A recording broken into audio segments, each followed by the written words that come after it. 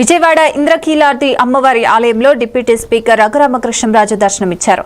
ఆలయ అధికారులు ఆలయ మర్యాదలతో ఆయనకు ఘన స్వాగతం పలికారు.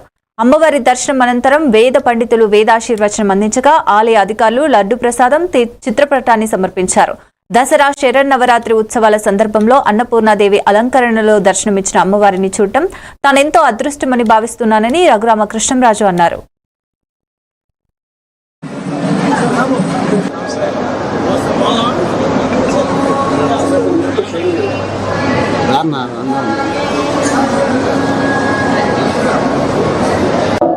దసరా ఉత్సవాలు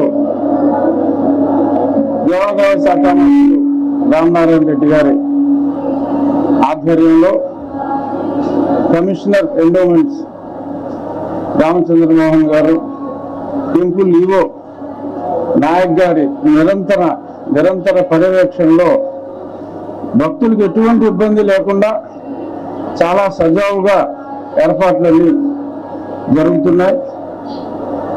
చాలా మంది భక్తులతో కూడా ఈ లైన్లో మాట్లాడటం జరిగింది.